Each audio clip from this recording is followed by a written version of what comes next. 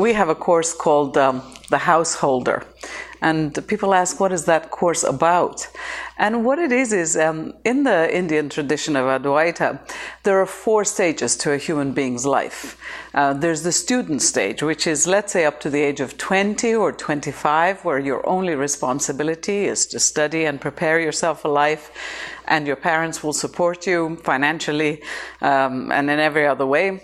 And so once you fulfill that role, let's say from 25 to 60 or 65 is the period that's called the householder.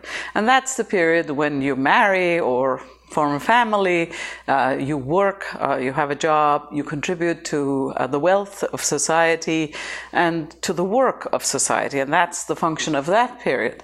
And then there's the period after that where I am at the moment, which is when you retire, if you like, from creating wealth or from making money, but you're still involved slightly in a peripheral role. As I am, my husband is, we are grandparents and we are teachers. And so the accumulated wisdom of a lifetime doesn't just go to waste while you sit and watch TV or play bridge. Not that there's anything wrong with playing bridge or watching TV, but we still have a great function. We have time on our hands, we're still mentally alert and involved, and we're not that far away from the experience of life, from working and having a family, that we're disconnected.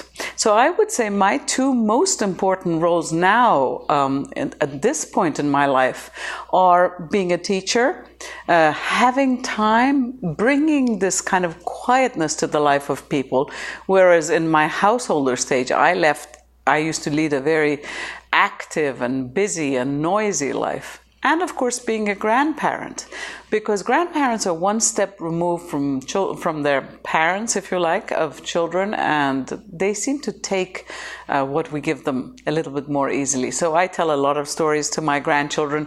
The other night they were here for dinner and we played this little game, what my little 6-year-old granddaughter calls the gratitude attitude. So we go around the table and each person takes turns and speaks of why every other member of the family is important to them and what role they fulfill.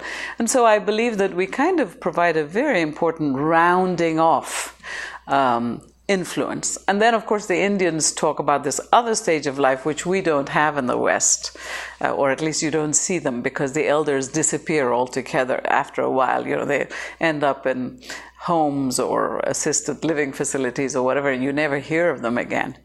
And there is a beauty to that part of life as well. You become dependent again. The grandparent represents, if you like, that inner wisdom which has ripened through practice, through bearing fruit in life. So there's a role for every one of us, no matter what age we are, in this play of life.